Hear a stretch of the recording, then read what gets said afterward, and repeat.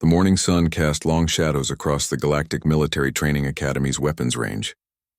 Lieutenant Commander Juan stood at the observation deck, watching his newest group of trainees prepare their equipment below. His eyes moved from one alien warrior to another, noting their impressive builds and confident movements. There was Dex, the Calvarian whose purple skin gleamed under the artificial lights. His massive frame stretched nearly 8 feet tall with arms thick as tree trunks. The plasma rifle in his hands looked like a toy compared to his size. Next to him stood Voss, a Zenthari warrior whose forearms moved with perfect coordination as he checked his weapon systems. His yellow eyes never blinked as he ran diagnostics on his gear. Ron, the hegemony elite, moved with the fluid grace of his snake-like species. His scaled body twisted as he adjusted his rifle's targeting system with movements too quick for most beings to follow. These were the cream of the galaxy's military forces, sent here to learn advanced combat techniques. Then Juan's eyes fell on the human. Specialist Yuna looked tiny compared to the others. She stood barely 5.5 feet tall, with black hair pulled back in a simple ponytail. Her standard-issue uniform seemed to swallow her small frame. While the other trainees handled their weapons with natural ease, she struggled to even lift the plasma rifle properly. Juan shook his head. Earth had only joined the Galactic Defense Corps 3 years ago, and their contributions had been minimal at best. Most humans served in technical support or medical roles. What was Command thinking? Sending one to advanced weapons training. He activated his communicator and descended to the range floor. The trainees snapped to attention as he approached. "Welcome to advanced marksmanship training," Juan announced, his voice carrying across the range. "You are here because your species believes you represent their finest warriors. Today we will see if that belief has merit." His eyes swept across the group, lingering on Yuna for a moment before moving on. "The course begins with basic accuracy tests. Targets will appear at various distances and configurations. Your job is simple: hit them." Dex stepped forward first. The Calvarian's confidence radiated from every movement as he raised his plasma rifle. The first target appeared 200 meters away, a standard humanoid silhouette. Dex fired without hesitation. The plasma bolt struck the target dead center, leaving a smoking hole where the chest would be. "Excellent," Juan nodded. The next target appeared at 300 meters. Again, Dex's shot found its mark perfectly. Voss went next, his forearms allowing him to maintain perfect stability while firing. His shots were equally precise, each plasma bolt striking exactly where intended. Ron followed, his serpentine movements making his shooting style unlike anything else. But his accuracy was flawless. Then came Yuna's turn. She approached the firing line, dragging the plasma rifle with obvious difficulty. The weapon had been designed for larger species, and she had to hold it awkwardly to reach the trigger. Her first attempt to shoulder the rifle properly failed when its weight pulled her off balance. Snickers came from behind her. Dex whispered something to Voss in the Calvarian language, and both aliens chuckled. Even Ron, usually stoic, showed amusement in the way his scales rippled.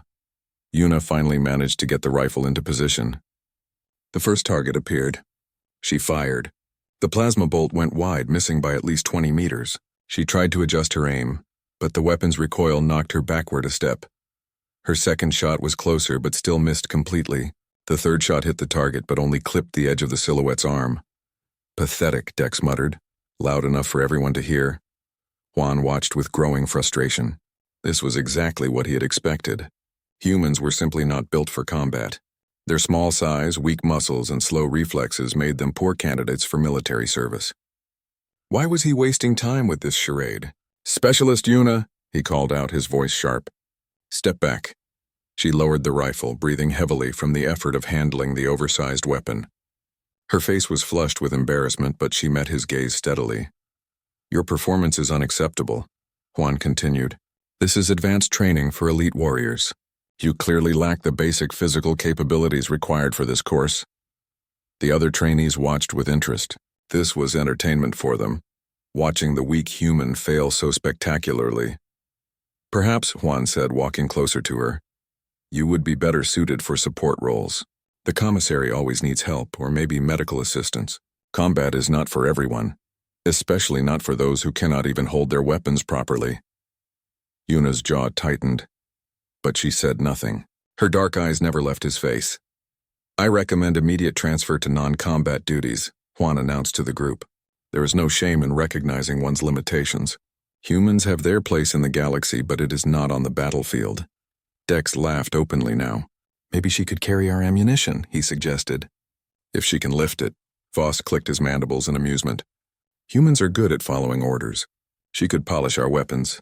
Ron remained silent, but his scaled face showed clear disdain. Yuna finally spoke, her voice quiet, but clear. Permission to speak, sir. Juan was surprised she had found her voice. Granted. I request permission to use my own equipment tomorrow, she said. One more chance to prove myself. The request caught him off guard. Her own equipment? What could a human possibly have that would be better than standard Galactic Defense Corps weapons? Your own equipment? Juan repeated. What exactly do you mean? Personal weapons, sir. Items I brought from Earth. The other trainees exchanged glances. This was getting interesting. What primitive human weapons could possibly compare to advanced plasma technology? Juan considered the request. It would probably result in an even more embarrassing display. But perhaps that would finally convince Command that humans did not belong in combat roles. A complete failure would make his point perfectly clear. Very well, he decided. One final demonstration tomorrow morning. But when you fail again, there will be no more chances. You will accept immediate transfer to support services. Understood, sir, Yuna replied. Dismissed, Juan called to the group.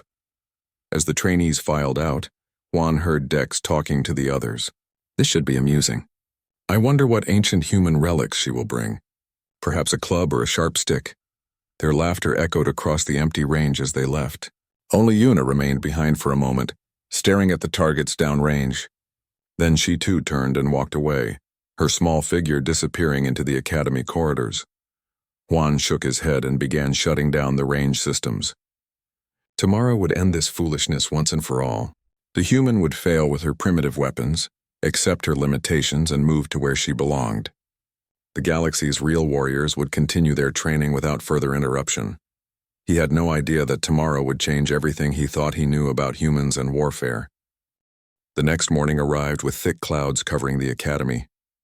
Juan reached the weapons range early, expecting to end this human embarrassment quickly. Word had spread about yesterday's disaster, and several instructors had come to watch what they assumed would be another failure.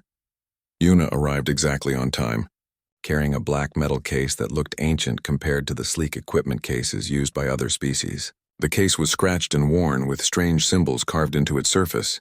She set it down carefully and began opening multiple latches.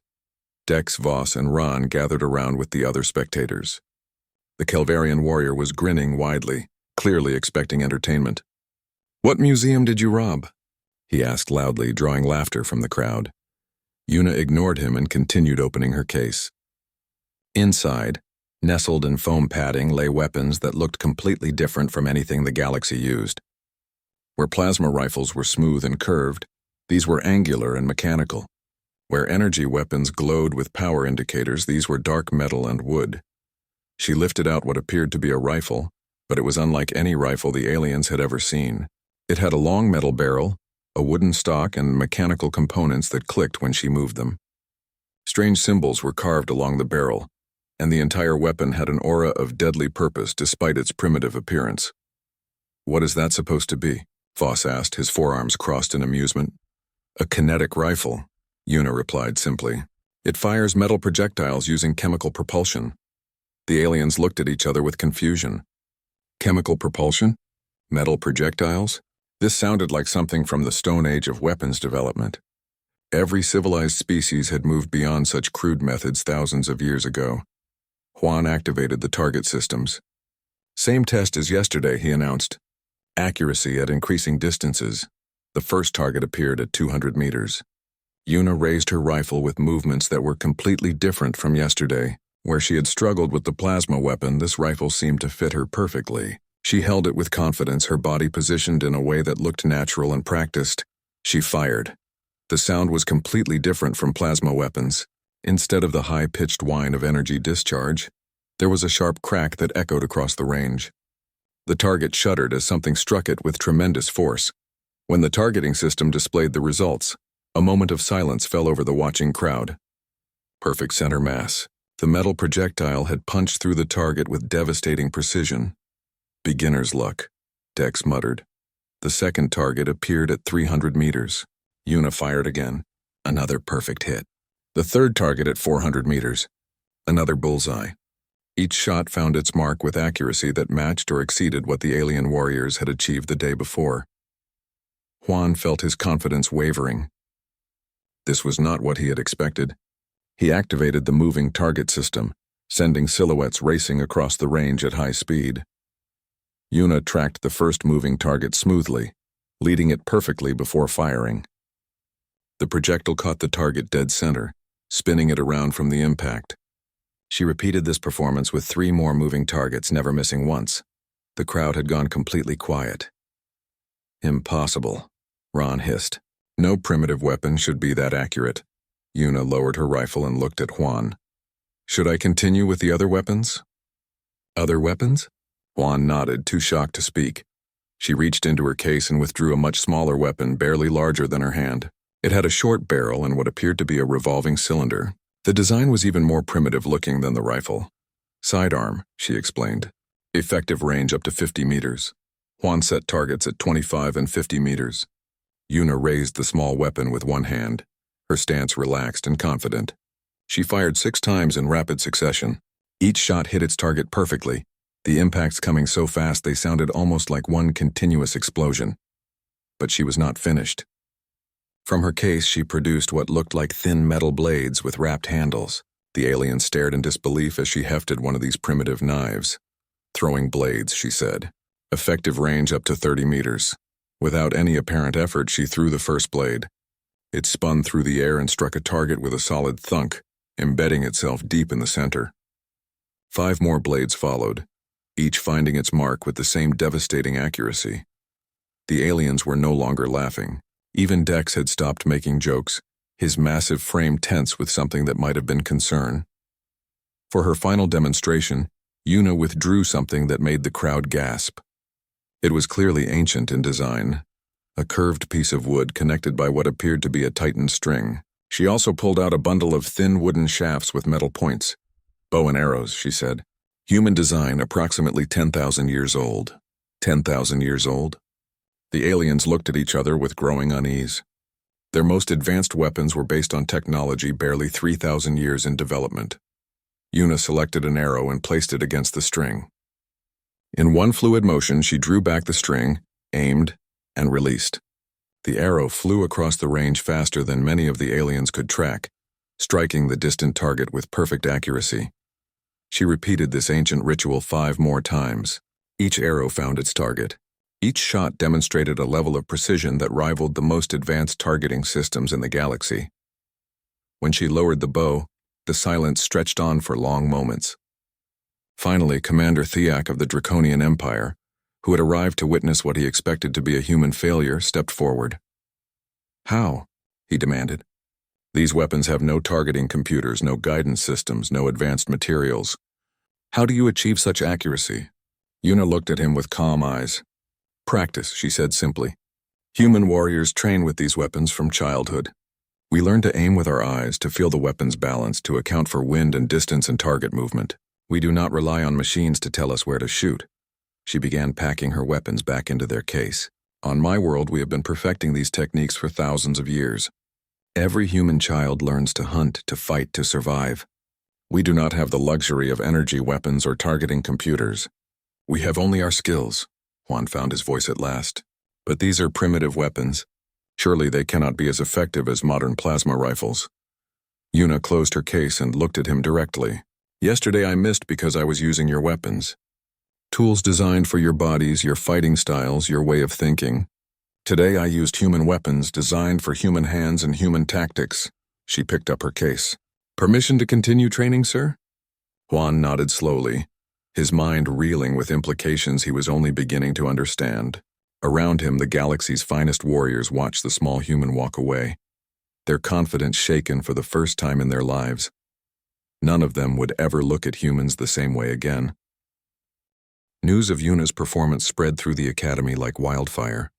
By evening, every instructor and senior officer knew about the human who had outshot the galaxy's elite warriors with primitive weapons. Some called it impossible. Others demanded to see the demonstration repeated. Commander Thiak was not convinced. The massive draconian paced his office, his scaled tail thrashing with agitation.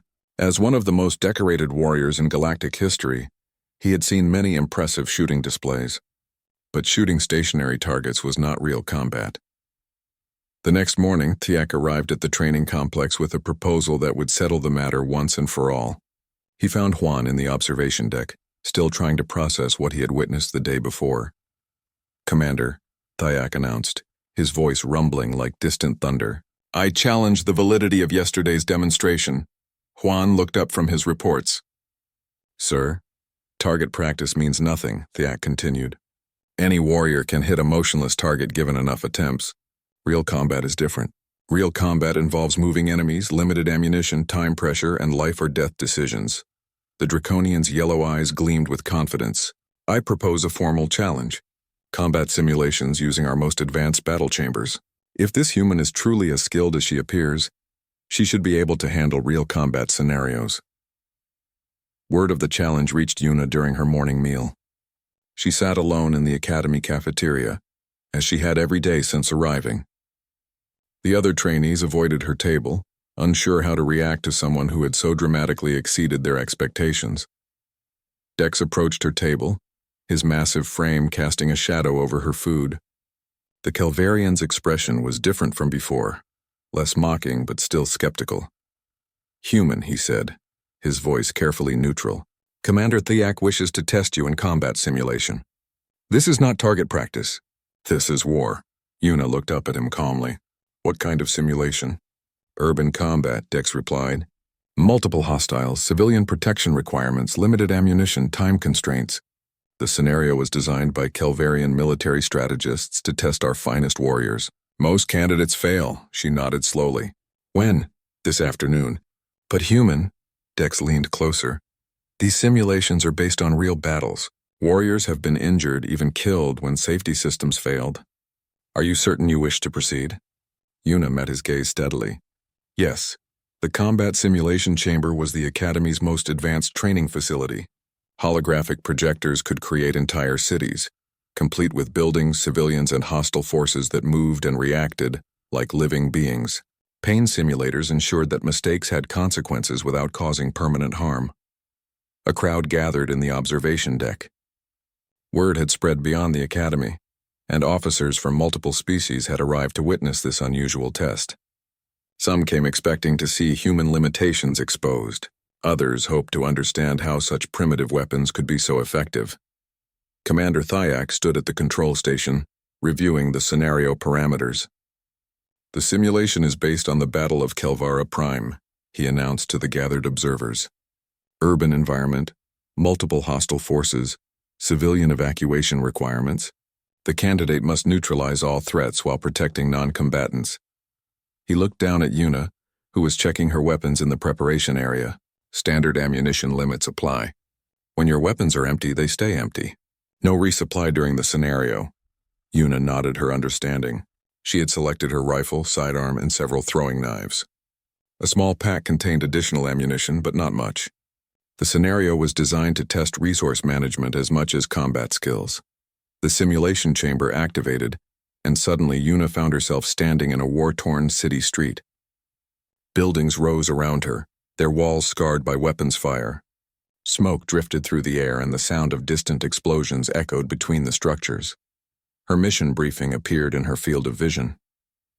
Hostile forces had taken control of a residential district. Civilians were trapped in their homes. She had to clear the area while ensuring no innocent lives were lost. The first contacts came from a building to her left. Muzzle flashes lit up windows as hostile forces opened fire. Yuna dove behind a overturned vehicle, bullets cracking over her head. In the observation deck, the alien warriors watched with interest. This was familiar ground for them, the kind of urban combat they had trained for their entire lives. "She should advance directly," Voss commented, his forearms crossed. "Overwhelming firepower is the key to urban combat." Instead, Yuna did something unexpected. She retreated deeper into cover, studying the building carefully. The hostiles continued firing, trying to draw her out. She waited, watching their muzzle flashes, counting the rhythm of their shots. When she finally moved, it was not forward, but sideways. She slipped between buildings, using alleys and side streets to approach her enemies from an unexpected angle. The Calvarian strategy called for direct assault. The human was using stealth. She reached a position where she could see into the building through a side window. 3 hostile figures were visible, focused on the street where they expected her to appear. Yuna raised her rifle and fired once. The first hostile dropped. Before the others could react, she fired twice more. All 3 threats were neutralized. Impossible, Thyak muttered. She eliminated them without exposing herself to return fire. The simulation continued. More hostiles appeared in different buildings, but Yuna had established a pattern. She would observe, identify all targets, plan her approach, and then execute with devastating precision. She never took an unnecessary shot, never wasted ammunition, never exposed herself to avoidable danger.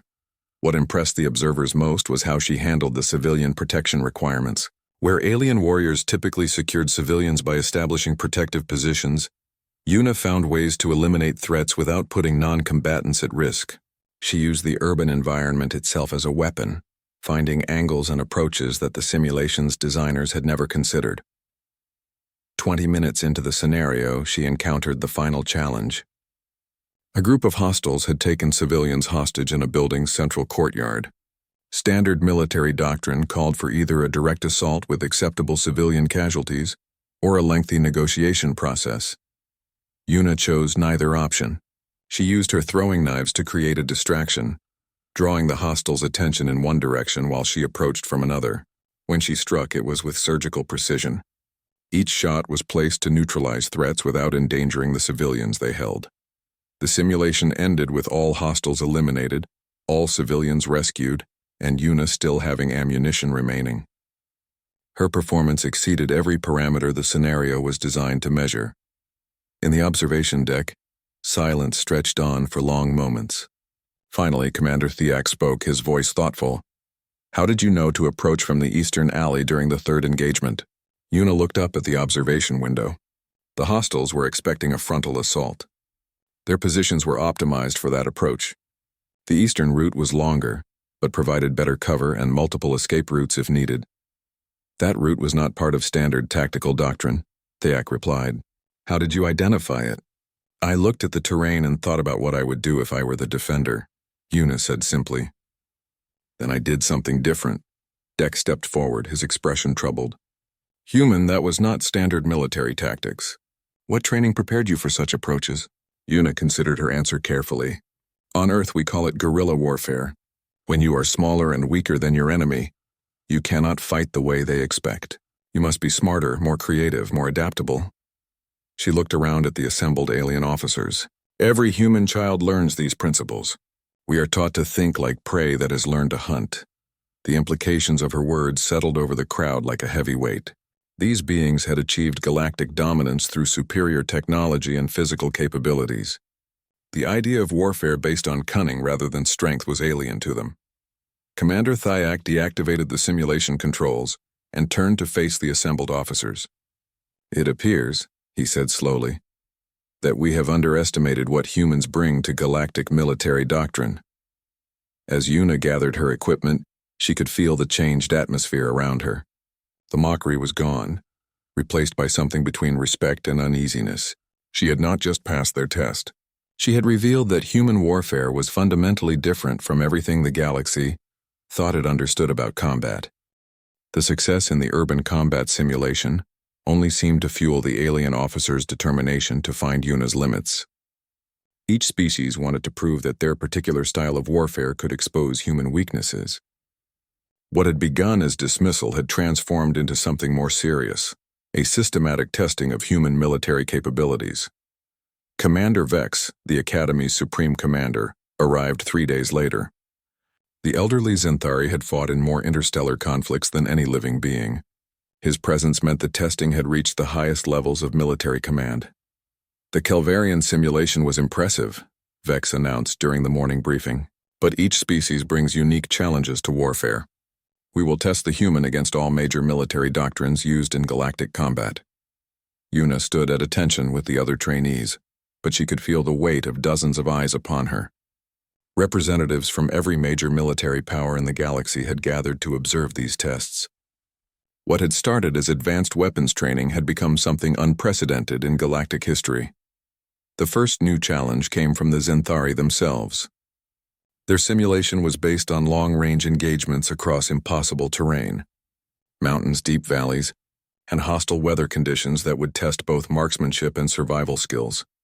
The Battle of Frozen Ridge, Commander Vex explained as they entered the advanced simulation chamber. Zenthari forces held strategic positions for 18 days against overwhelming odds using superior long-range capabilities and environmental adaptation. The simulation activated, and Yuna found herself on a snow-covered mountainside.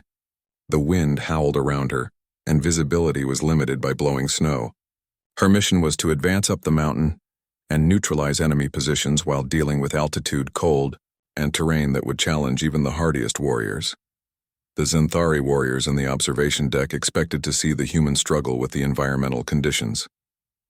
Their species had evolved on high-altitude worlds with thin atmospheres and extreme weather. This should expose human limitations. Instead, Yuna demonstrated techniques that amazed the observers. She used the terrain not just for cover but for concealment, disappearing into the landscape in ways that made her nearly invisible. When she encountered enemy positions, she did not engage them directly as Zenthari doctrine suggested. Instead, she observed patrol patterns, identified supply lines, and found ways to force the enemy to come to her. Rather than advancing into their prepared positions, she used avalanche risks and weather patterns as weapons, timing her movements to use natural conditions to her advantage. Most remarkably, she demonstrated patience that exceeded even Zenthari standards. Where their warriors would eventually advance when conditions were optimal, Yuna would wait for situations that were better than optimal, creating advantages that the enemy never saw coming. The scenario that was designed to last hours was completed in 90 minutes. Every enemy position was neutralized, and Yuna had barely used half her ammunition. The next test came from the hegemony.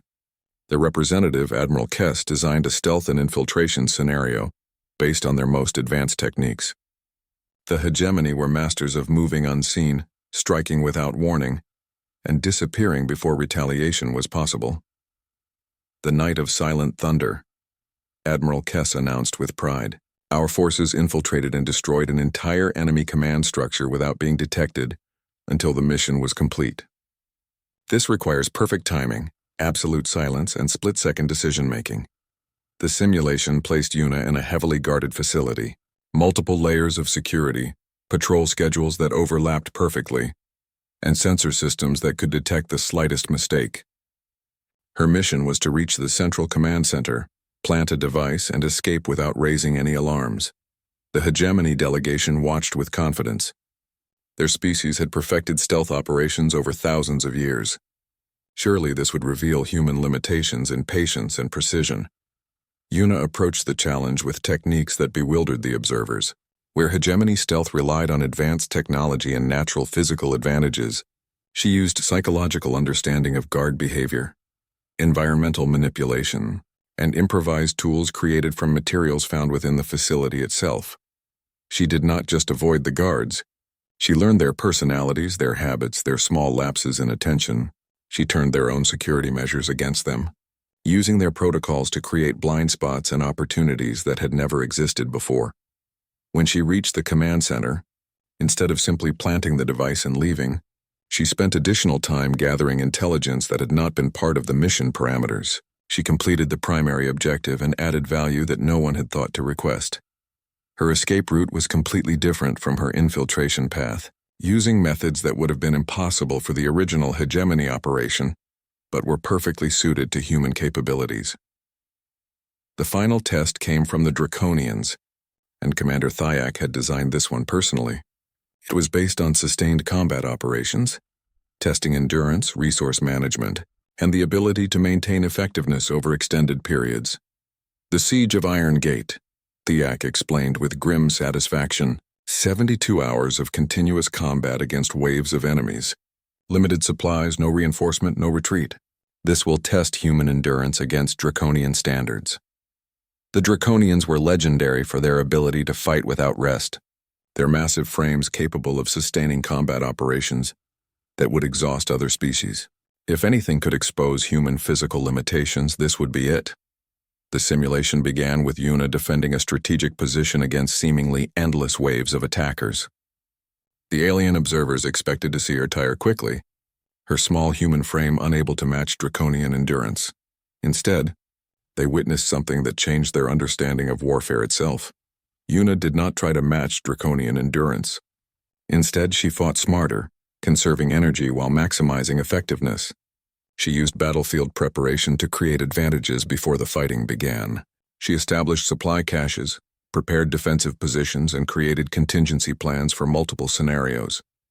When the attacks came, she did not meet them head-on as draconian doctrine demanded.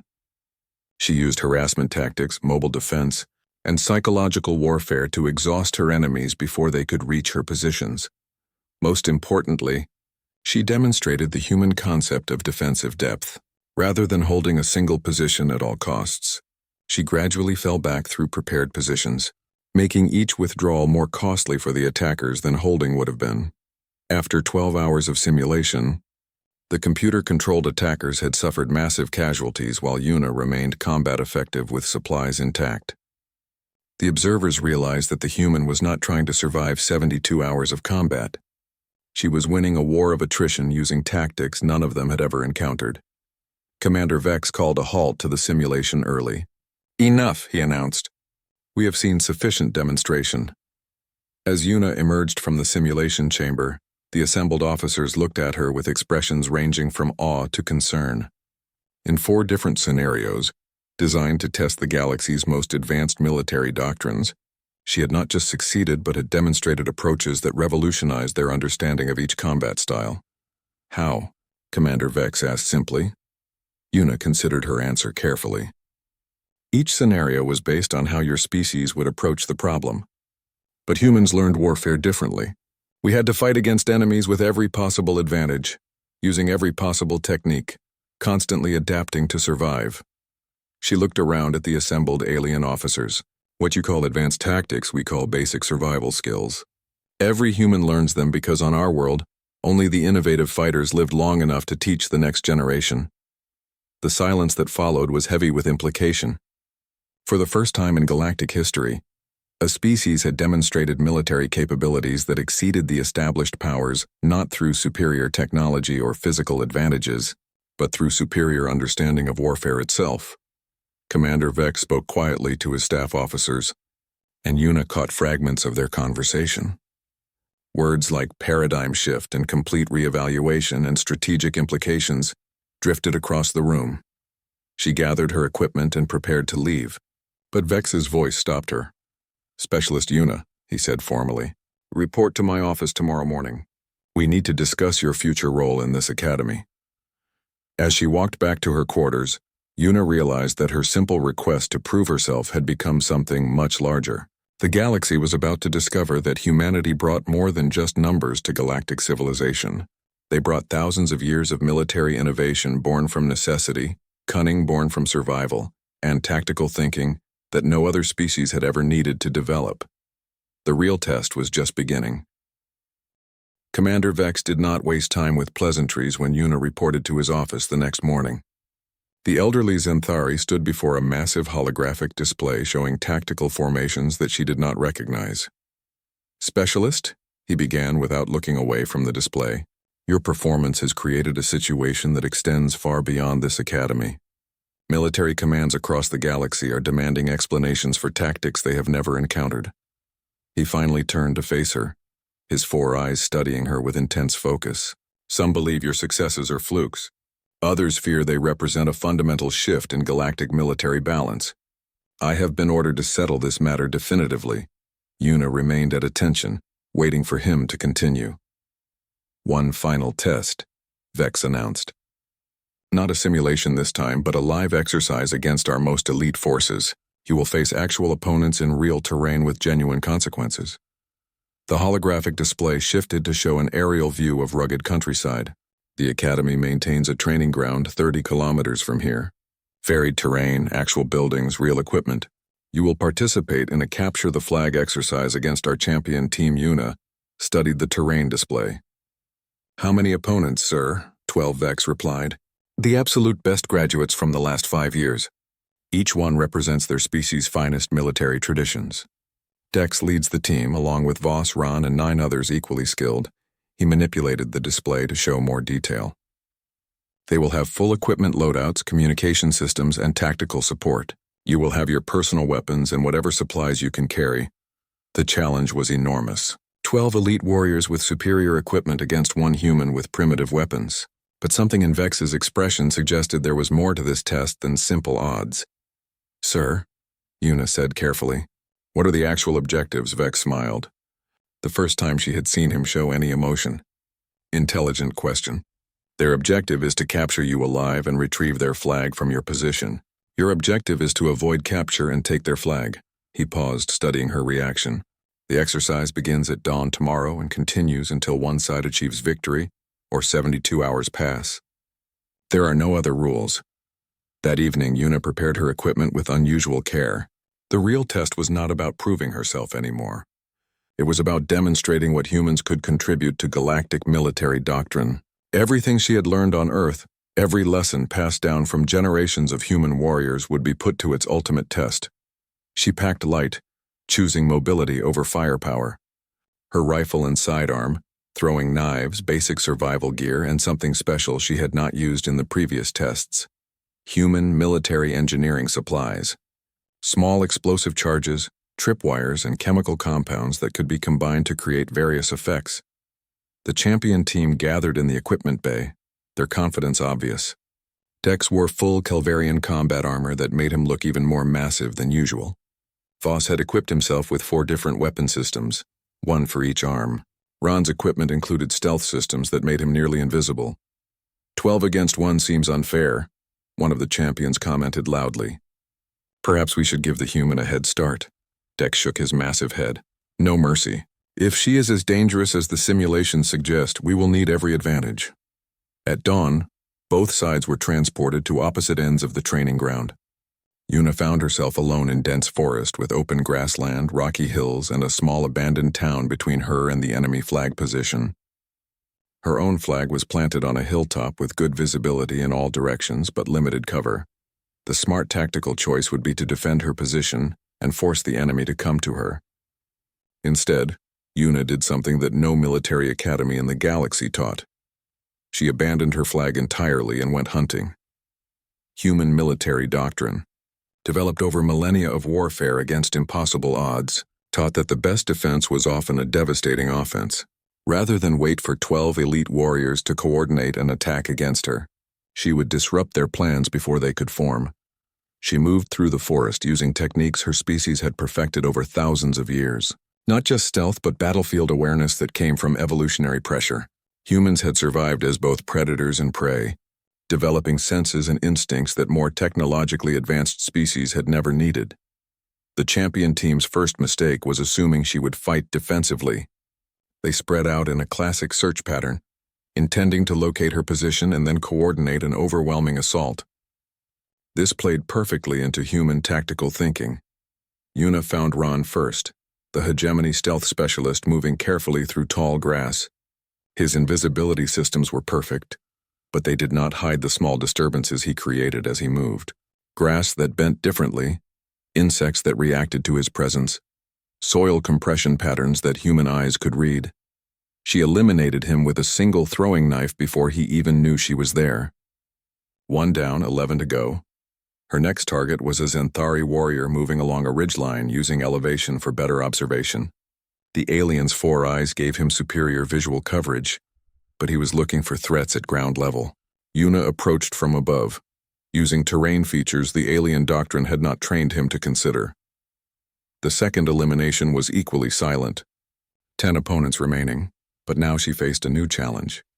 The champion team had realized what was happening and changed their tactics.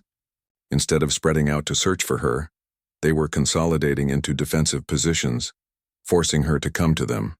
This was where human psychological warfare came into play. Una began a campaign of harassment designed not just to eliminate enemies, but to demoralize and confuse them. She used small explosive charges to create false attacks, drawing their attention while she moved to unexpected positions. She left signs of her presence deliberately, creating the impression that she was operating in areas where she was not. She used sound effects, visual distractions, and even scent markers to make the remaining 10 warriors believe they were facing multiple opponents. Most importantly, she began targeting their equipment rather than just their personnel. A damaged communication system here, a disabled weapon there, supplies contaminated or destroyed. She was not just fighting them, she was degrading their ability to fight effectively. By midday, the champion team was showing signs of stress that their training had never prepared them for. They were facing an enemy who did not behave according to any known military doctrine, who seemed to be everywhere and nowhere, who turned their own advantages against them. Dex, leading the increasingly frustrated team, made a decision that sealed their fate. He ordered his remaining warriors to abandon their defensive positions and actively hunt the human. It was exactly what Yuna had been waiting for. When they spread out to search for her, she began eliminating them one by one using techniques that combined stealth, marksmanship, and psychological manipulation. Each elimination was designed not just to remove an opponent, but to increase the fear and confusion of the survivors.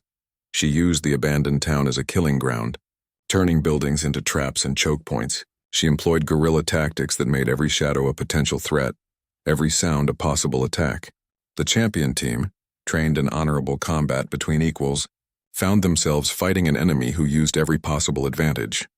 By evening, only Dex remained, and the massive Kelvarian was showing signs of something his species rarely experienced: fear.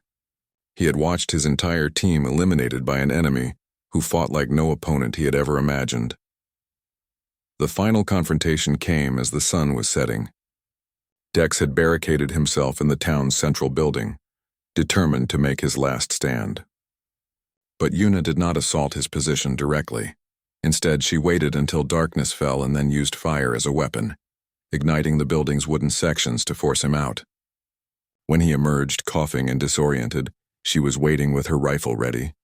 "Surrender," she called out.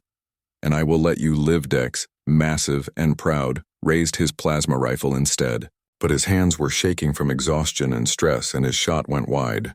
Yuna's response was precise and final. With all 12 champions eliminated, she calmly walked to their flag position and claimed her objective. The exercise that was supposed to test human limitations had become a demonstration of why human military doctrine had never been defeated in the species-long history. Commander Vex arrived by transport as Yuna was walking back through the abandoned town. The elderly Zenthari surveyed the scene of absolute tactical destruction with expressions that ranged from awe to deep concern. "How?" he asked simply. Yuna considered her answer carefully. "They fought like soldiers," she said finally. "Honorable, disciplined, following established tactics and rules of engagement." She looked back at the battlefield where 12 elite warriors had been systematically eliminated. "I fought like a human. We do not have the luxury of honor when survival is at stake. We do whatever works." Commander Vex was quiet for a long moment. "And this is normal human military doctrine, basic level," Yuna replied. "What I demonstrated today, every human child learns by age 16. We have specialists who make these techniques look primitive." The implications of her words settled over the Tran. 3 weeks after the live exercise, the Galactic Defense Corps headquarters buzzed with activity, unlike anything in its 1,000-year history. Representatives from every major military power had gathered for emergency sessions that ran through the night. The topic was not some external threat or territorial dispute, but a single human specialist who had revolutionized their understanding of warfare. Yuna stood in the Academy's main briefing hall, facing an audience of the galaxy's most senior military officers. Maps, tactical displays, and analysis reports covered every available surface. Her demonstration had triggered the most comprehensive military review in galactic history. Admiral Kess of the Hegemony spoke first, her scaled features tense with concern. "Our intelligence divisions have been analyzing human military history since the exercise. What we have discovered is deeply troubling." The main display activated, showing a timeline of Earth's conflicts.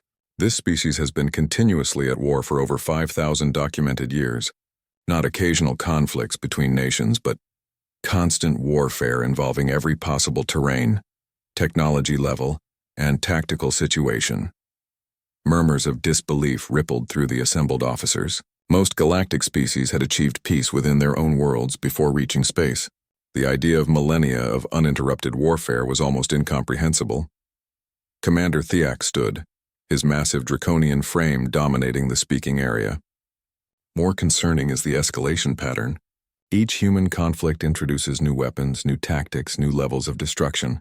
They have turned warfare into an evolutionary process.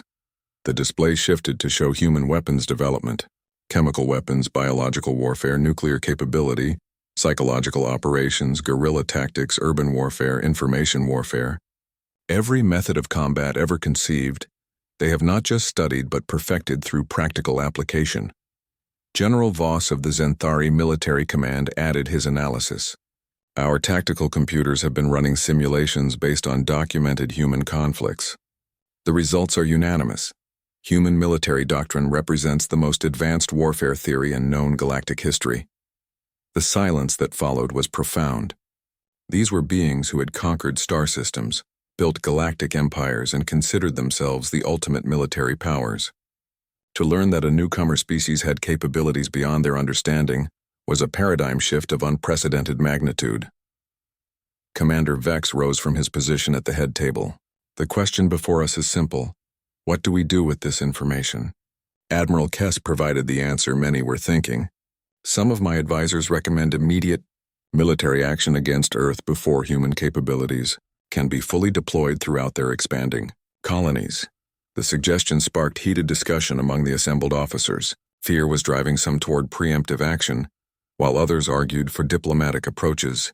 The debate continued for hours before Commander Vex called for order. There is someone who should be heard before we make any decisions, Vex announced. He gestured toward Una, who had remained silent throughout the discussions.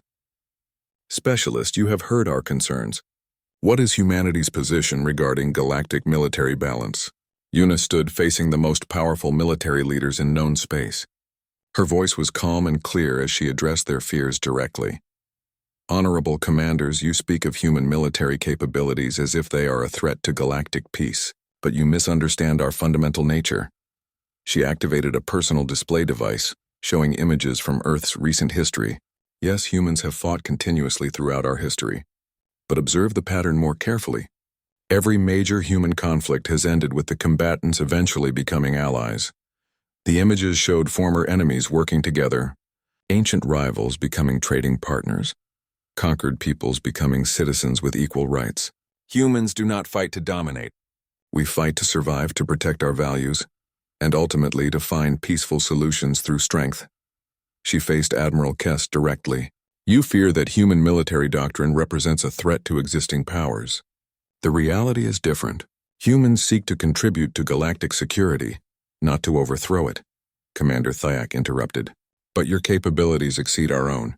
How can existing military structures accommodate such an imbalance? Una smiled for the first time since entering the hall. By learning from each other. Human military doctrine is advanced because we had no choice but to advance.